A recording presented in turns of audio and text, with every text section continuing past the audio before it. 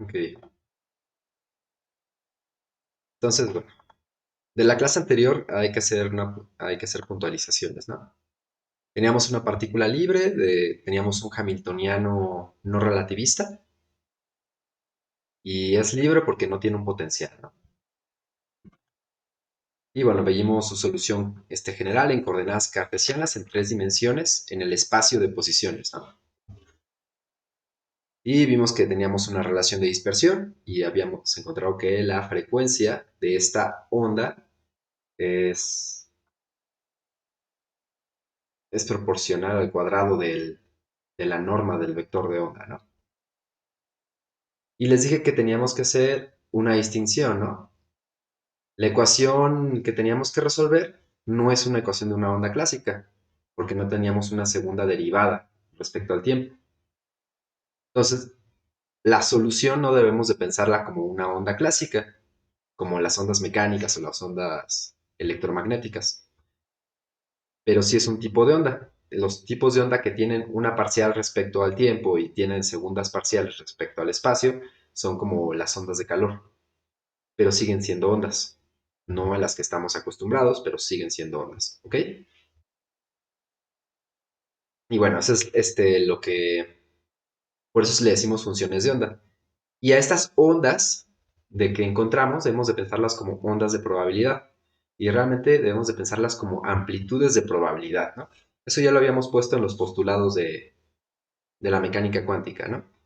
Un estado lo vemos como una amplitud de probabilidad. De forma que si a un estado lo forzamos como una función coordenada, lo multiplicamos por su complejo conjugado y por el jacobiano, tenemos la función densidad de una distribución de probabilidad.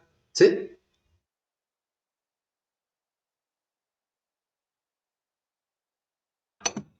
¿Sí? ¿Hasta aquí vamos bien?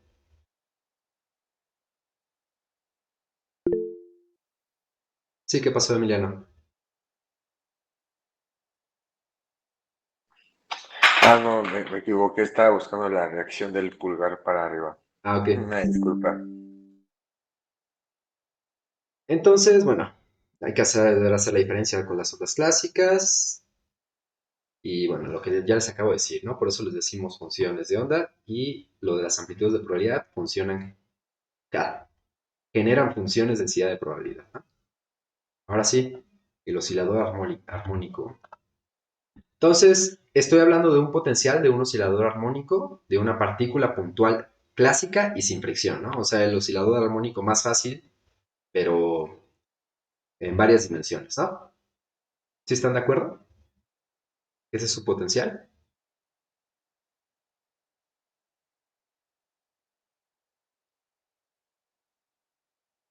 O sea, si fuera en una dimensión, sería b de x igual a un medio de k x cuadrada, ¿no? Entonces, bueno, k es el vector asociado a la constante del oscilador porque tenemos más dimensiones, m es la masa de mi partícula puntual y omega es la frecuencia angular de oscilación, ¿no? Y podemos encontrar que omega en mecánica clásica es la raíz de k entre m. Y k, bueno, es la constante del oscilador y al mismo tiempo es la magnitud del vector que asociamos a la constante del oscilador, ¿no? ¿Sí? ¿Sí puedo seguir de eso?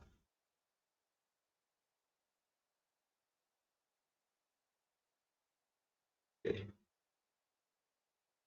En coordenadas cartesianas podemos escribir a este potencial del oscilador armónico como una función, aquí falta un igual, que tiene coordenadas x1, x2 hasta xn, ¿no? Y esto es igual a un medio de k r cuadrado, ¿no?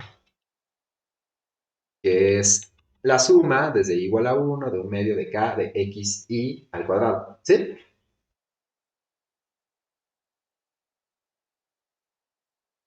O sea, aquí sí le falta un igual, ¿no?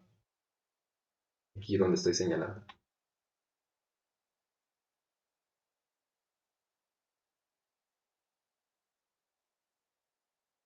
Y bueno, podemos encontrar que hay una frecuencia para cada coordenada, ¿no? Entonces, omega de xi va a ser igual a la raíz de k de la coordenada xi entre m.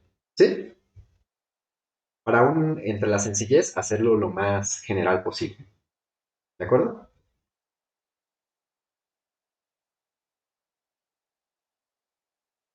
Ahora sí, sin pérdida de generalidad y por practicidad, vamos a considerar un oscilador armónico de una partícula puntual sin fricción en una dimensión, porque la talacha va a ser mucho más sencilla. Entonces, b de x es igual a un medio de kx cuadrado. Es nuestro potencial. Ahora vamos a pensar en un potencial arbitrario b' con argumento x'. ¿Por qué le estoy poniendo estos nombres? Porque voy a utilizar estas cosas para ver la verdadera utilidad de por qué es el cliché de los físicos utilizar oscilador armónico. Entonces, ahora pensemos que es un potencial arbitrario, no tiene que ser de oscilador armónico, un potencial arbitrario b' con argumento x'. Y podemos encontrar su expansión de serie de Taylor, tal que podamos encontrar su expansión en serie de Taylor en un punto x0'. ¿Hasta aquí sí se entiende?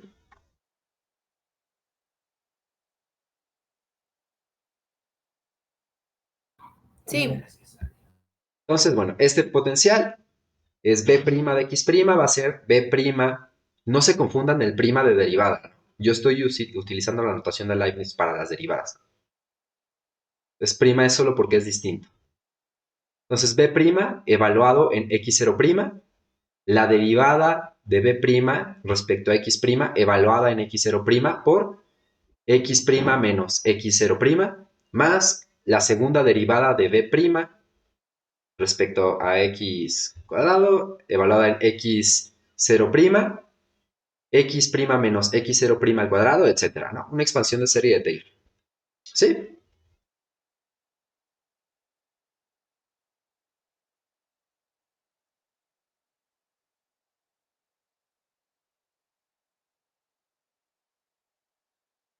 Entonces podemos elegir un x0 de forma mañosa de manera que sea un mínimo local de mi potencial arbitrario.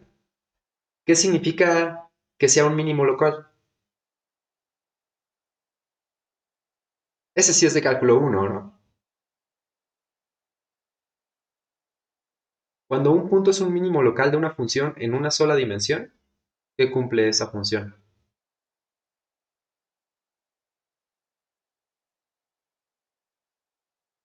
¿Qué es el mínimo de un intervalo? Ajá, pero ¿cómo lo ponemos en ecuación? De hecho, cumple dos condiciones.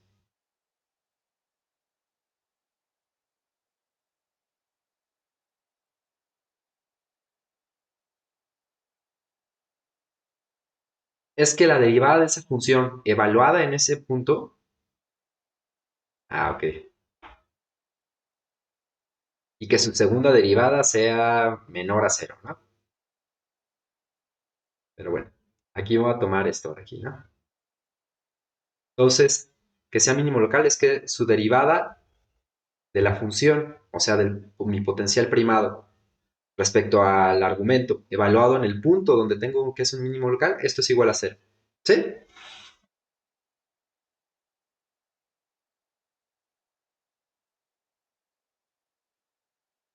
Entonces, para puntos x' suficientemente cercanos a x0, tengo esta aproximación, ¿no? Que es que mi potencial lo puedo pensar como el potencial evaluado en mi mínimo más la segunda derivada evaluada en el mínimo, ¿no? O sea, como la primera derivada es cero, el segundo término de la expansión en serie de Taylor es nulo y los demás términos también me los hago cero. ¿Por qué? Porque a mayor potencia, si estoy diciendo que estoy muy cerca de x0, esta distancia va a ser cada vez más pequeña, ¿no? Entonces los podría ignorar. Eso es a lo que me refiero con suficientemente cercanos. ¿Sí?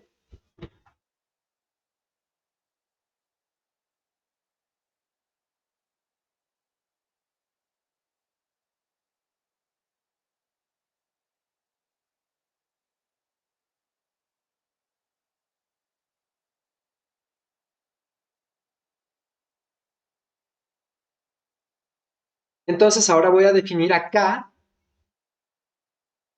como aquí esta es una b' de x' y la derivada es de x' al cuadrado, de esta forma, ¿no? Que sea la segunda derivada de b' respecto a x cuadrado evaluada en mi mínimo local. ¿Sí están de acuerdo? O sea, sí podrían checar que aquí tuve error de dedo.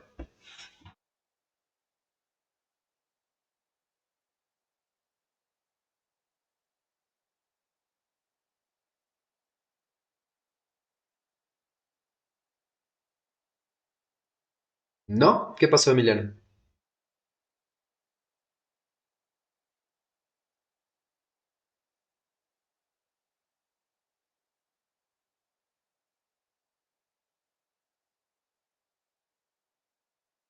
O sea, solamente voy a definir una k, de forma mañosa le estoy poniendo k, que sea igual a esto que estoy poniendo aquí, ¿no? En la ecuación de arriba. ¿Sí? O sea, le quito el 1 medio y le quito este polinomio de aquí. O sea, la segunda derivada de b' evaluada en mi mínimo local. Solo le estoy reescribiendo como k. ¿De acuerdo?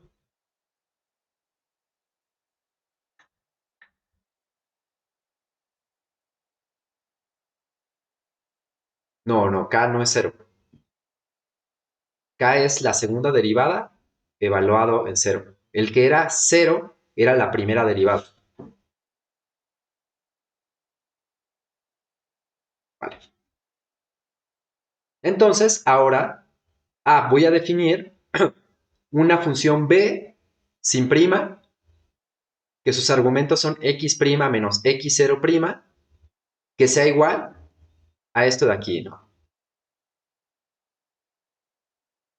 ¿Sí?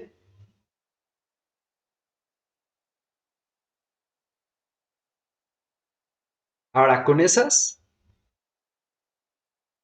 podemos hacer este de aquí, ¿no? Mi b' lo puedo ver entonces como un medio de k de x' menos x0', ¿no? ¿Sí? ¿Por qué?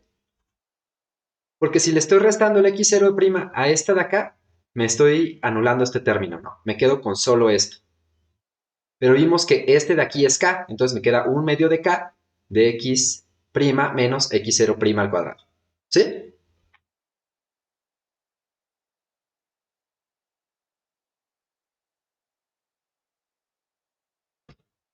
Entonces, b de x', x0' es un medio de k, x' menos x0' al cuadrado.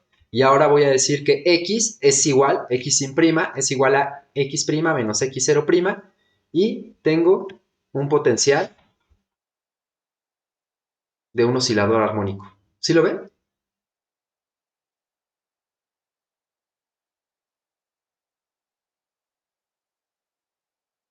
Ok. Y entonces yo decía, si tengo un potencial arbitrario, que tiene sus derivadas definidas de forma que podamos hacer una expansión en serie de Taylor, siempre que tengo un mínimo local o un mínimo total, puedo aproximarlo por un oscilador armónico. El desarrollo anterior es solamente cómo podemos pasar de este potencial a uno que esté centrado en el origen, porque nos gusta que los potenciales del oscilador armónico estén centrados en el origen. Solo esa maña fue para encontrar la aproximación y para que estuviera centrado tanto en el eje del potencial como en el eje X.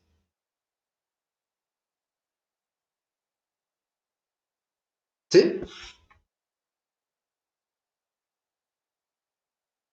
¿Y cuál es el poder de esto? Que cualquier mínimo local puede ser aproximado con un oscilador armónico. Pero los mínimos de un potencial siempre son puntos de estabilidad de un sistema. Y cuando traducimos el principio de mínima acción, son puntos donde se minimiza localmente la energía. Y la naturaleza, por el principio de mínima acción traducido energía, tiende a estar en los estados de energía más baja, ¿no?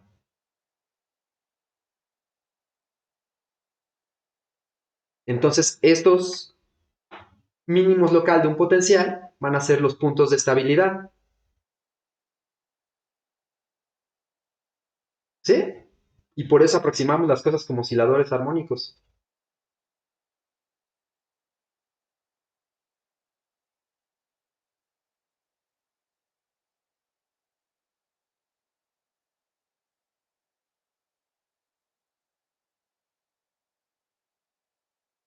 Entonces, ahora sí, ¿no? Entonces, si podemos escribir el potencial de un oscilador armónico inspirado en mecánica clásica, digo, y en coordenadas cartesianas, ya podemos verlo de esta forma, ¿no? Solamente estamos reescribiéndolo para que sea en términos del omega, ¿no? Ahora, el hamiltoniano, entonces lo podemos escribir así, ¿no? La suma de I1 hasta n de pi al cuadrado entre 2m más un medio de m omega cuadrada xi al cuadrado, ¿no? Y como ya vimos cuál es la forma del operador P, podemos verlo de esta forma. ¿De acuerdo?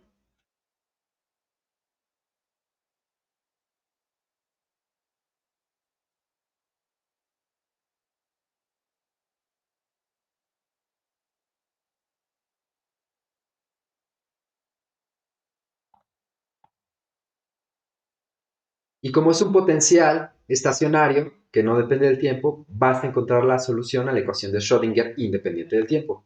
O sea, esta ecuación diferencial. ¿Sí?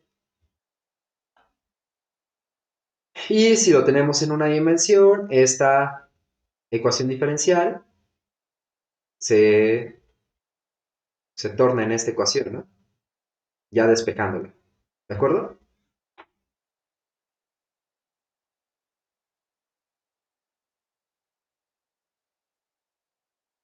Ahora, esta ecuación diferencial es de las que resuelven en math. Aquí no vamos a hacer el desarrollo porque tenemos que hacer una serie de potencias, encontrar una ecuación inicial, encontrar las relaciones de recurrencia. Yo ya les voy a dar la solución, ¿no? Entonces, podemos encontrar que hay una familia de soluciones, tal que esta familia es igual a una constante de normalización, los polinomios de Hermite, de grado n y argumento alfa x, y una exponencial e a la menos alfa cuadrada x cuadrada entre 2. ¿Cómo es an y cómo es alfa? ¿Y cómo es la forma de un polinomio de Hermite de grado n? ¿No? Entonces, alfa es la constante de normalización, que es 1 entre raíz de 2 a la n por n factorial, m omega entre pi h barra a la 1 cuarto.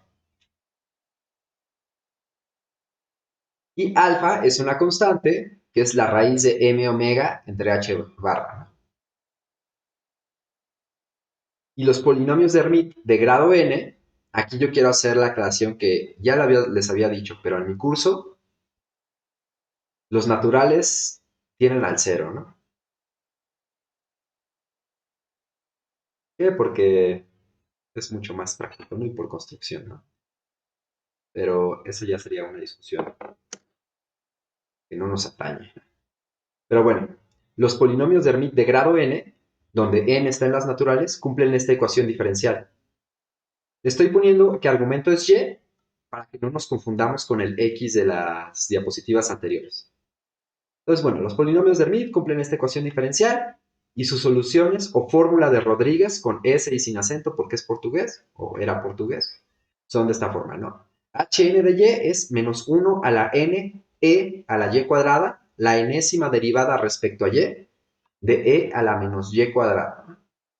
Profe, ¿Sí? disculpe, ¿qué quiere decir eso de la fórmula de Rodríguez? O sea, es que igual en una tarea de MAP, o sea, no nos dejaron como tal investigar la fórmula de Rodríguez, pero ¿para qué sirve? Porque la estoy viendo en muchos ejercicios.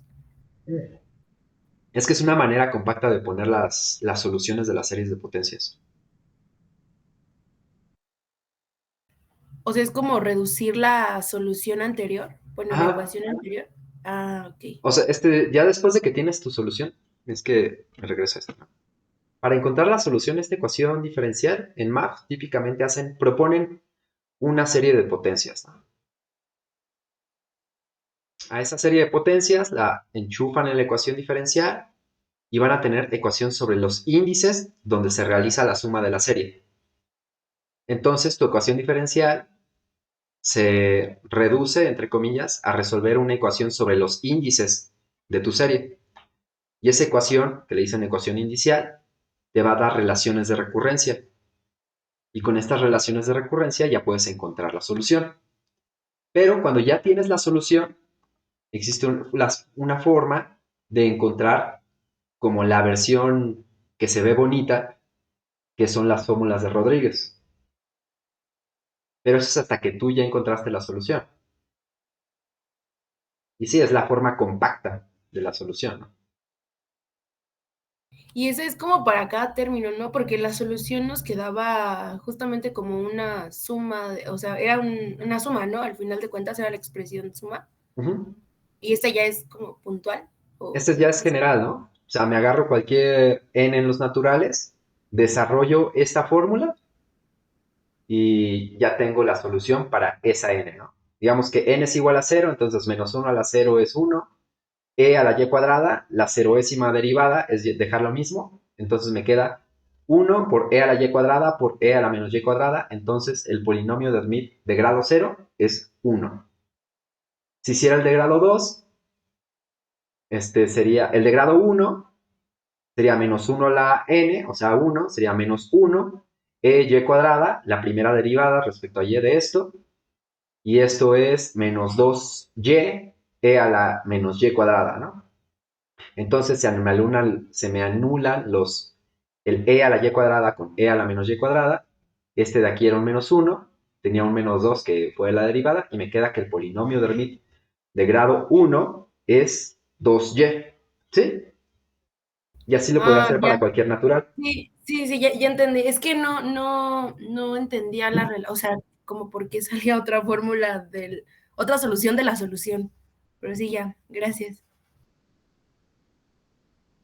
Y bueno, ya cuando encontramos, les digo que se ven sus cursos de math, ¿no? Cuando ya saben que esta es la solución a la ecuación diferencial, podemos encontrar que tengo también n energías, ¿no? Dependiendo del orden de la solución que me estoy tomando. Y esta E es igual a n más un medio h barra omega. Entonces tenemos n soluciones y tenemos n energías, ¿no? Entonces existe una biyección entre los naturales y las funciones de onda solución a mi ecuación del oscilador armónico cuántico. Entonces, en lugar de escribir las soluciones de este tipo en mi ket, podemos ya ponerle la etiqueta n, ¿no? Entonces mi ecuación de Schrödinger la puedo resumir de esta manera, ¿no? El hamiltoniano aplicado a un estado n va a ser igual a la energía, que es n más un medio h barra omega de mi estado n. ¿Sí?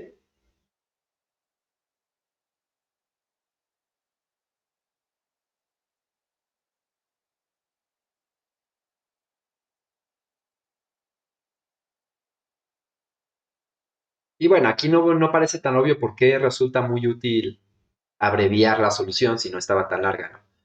Con átomo de hidrógeno va a ser súper útil, ¿no?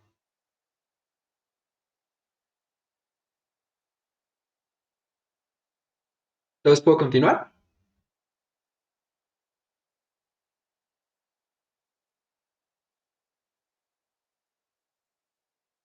Vale. Entonces, aquí les voy a mencionar algo de operadores de ascenso y de descenso. Las diapositivas anteriores es como el método directo de encontrar la solución al oscilador armónico cuántico. Pero también podemos resolverlo por medio de operadores de ascenso y descenso. Como si fuéramos matemáticos, ¿no? Escribiendo operadores mañosos después de que ya sabemos la solución. Y resultan más elegantes, ¿no? Podemos ver que el hamiltoniano lo podemos escribir de esta manera. 1 entre 2m, este operador que me estoy inventando aquí, que es h barra entre i, la derivada al cuadrado, eso significa que aplico dos veces el operador, más m omega x al cuadrado. ¿Sí? Sí podrían ver por qué esto de aquí es igual al hamiltoniano anterior.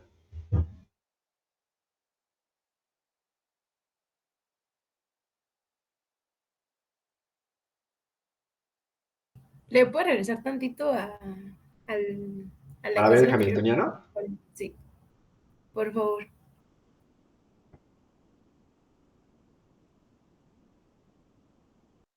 Pues es esto, ¿no? Si era en una dimensión, sería h menos h barra al cuadrado entre 2m, la segunda derivada respecto a x, más un medio de m omega cuadrada de x cuadrado.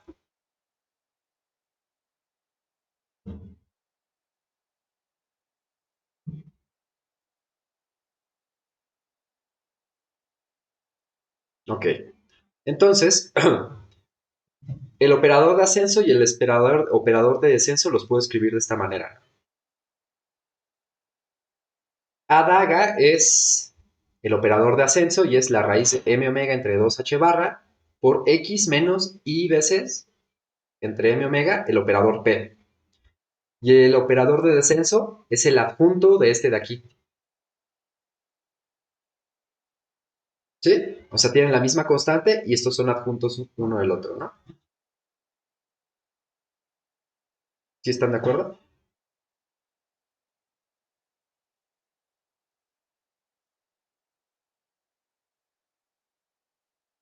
Sí. Entonces podemos darnos cuenta que si aplicamos el operador de ascenso a un estado n, resulta esto, ¿no? Operador de ascenso aplicado a un estado n es la raíz de n más 1 aplicado al estado n más 1. Y lo mismo, si aplico el operador de descenso al mismo estado, tengo que a aplicado a n es la raíz de n para el estado n menos 1. Y aquí sí, el n va a ser mayor o igual a 1, ¿no? Si tengo n igual a 0, no tengo definido lo que es un estado menos 1. ¿Vale? Aunque bueno, podrían decir que tengo 0 por un estado n menos, un estado menos 1, ¿no? Pero sí, o sea, esto van a tener que demostrar en la tarea y no está realmente difícil. Creo que hasta vienen las notas.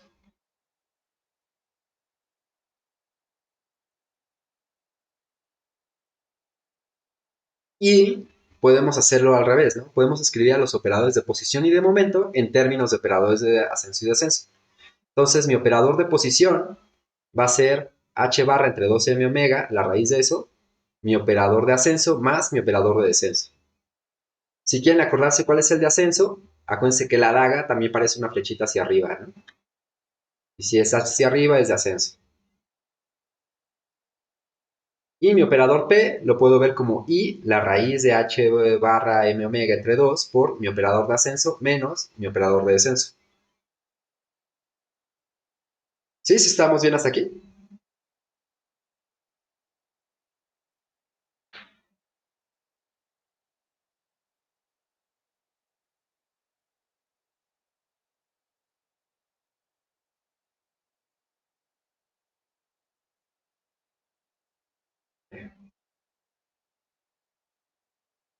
Entonces, como ya reescribimos al operador X y al operador P en términos de los operadores de ascenso y descenso, puedo darme cuenta que mi hamiltoniano también lo puedo reescribir como el operador de ascenso aplicado al operador de descenso más un medio de h barra omega. ¿Esto ya les suena parecido a la solución que tenemos del hamiltoniano?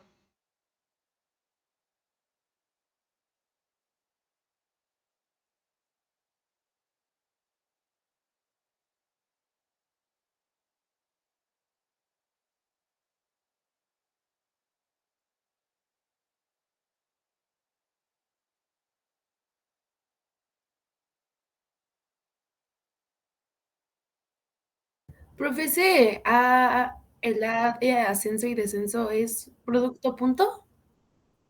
No es producto punto, es O- aplicar el operador Ya, ya, ya. y luego el otro Ya. operador. Ok, ok, ok.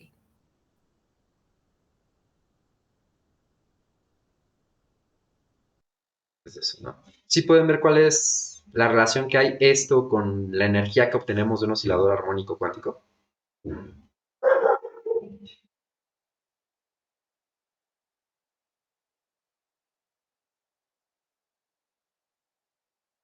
No, o sea, si recuerdan cuál es la energía, era n más un medio h barra omega.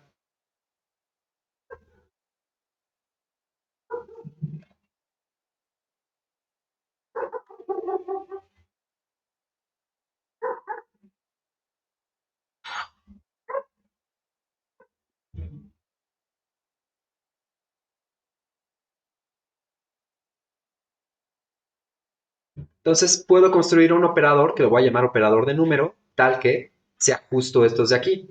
De manera que si aplico el operador de número, estoy aplicando primero el operador de descenso a mi estado n y después lo estoy aplicando le estoy haciendo el ascenso. Y esto me va a quedar n aplicado al estado n. ¿Sí? Por eso le llamo operador de número, ¿no? Tal cual, me saca el n de aquí. ¿Sí?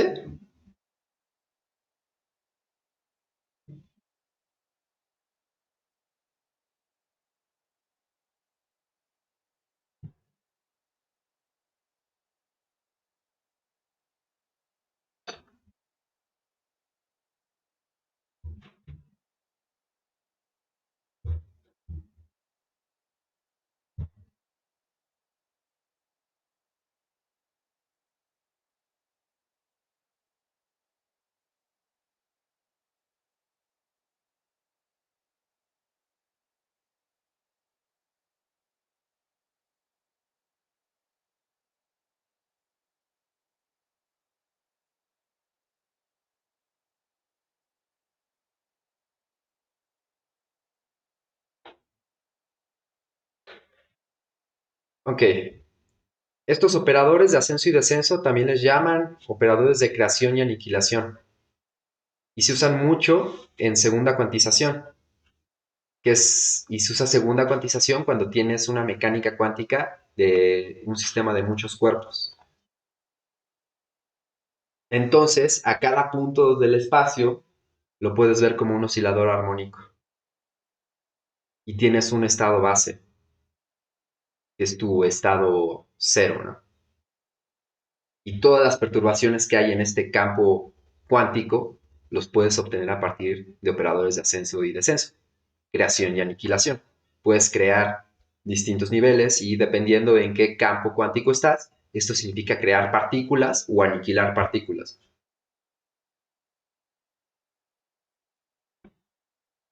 Entonces yo podría tener un campo de la electrodinámica y mi operador de ascenso de esa respectiva teoría me crearía, no sé, un electrón, ¿no?